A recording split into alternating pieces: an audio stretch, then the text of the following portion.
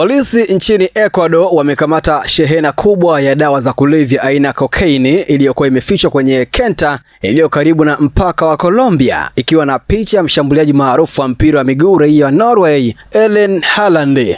Kamata hiyo ya kilo 369 ilifanyika katika eneo la Cariche baada ya maafisa wa usalama kupokea taarifa za siri na kufanya msako ambao uliwezesha kugundua vifungashio hivyo 369 vilivyokuwa vimefichwa chini ya sakafu ya siri ya kenta hiyo.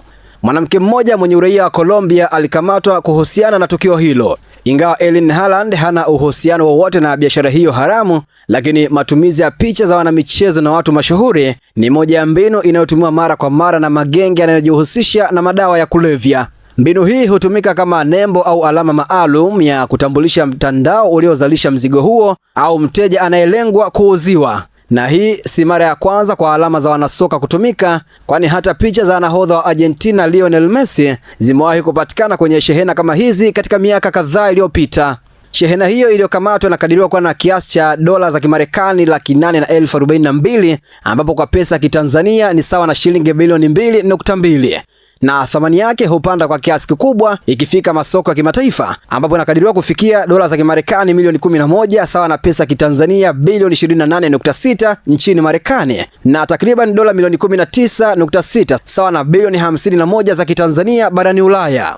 Nchi ya Ecuador imekuwa kituo kikubwa cha usafirishaji wa dawa za kulevya zinazotoka Colombia na Peru kuelekea Marekani na Ulaya, ambapo mamlaka za nchi hiyo zinaendelea na operesheni kali za kupambana na biashara hiyo haramu. Jina langu ni H+ na hii ni Global TV. Hivi unajua kwa nini makampuni makubwa duniani hayaachi kujitangaza kila siku, licha ya kwamba tayari yanafahamika? Sasa kama una biashara au kampuni lakini hujitangazi, customers wapya watakujua vipi?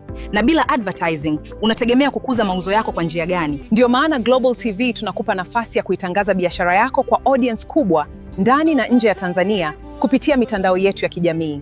Advertising kupitia Global TV inaongeza brand visibility yako, inakufikisha kwa customers wapya na kuongeza nafasi ya bidhaa au huduma zako. Na habari nzuri zaidi, bei zetu za matangazo ni rafiki. Iwe una biashara ndogo, ya kati au kampuni kubwa, kuna nafasi inayoweza kukufaa. Usiache biashara yako isubiri kugunduliwa. Ipe visibility inayostahili. Anza kutangaza nasi. Wasiliana na Global TV leo na tuipeleke brand yako mbali zaidi.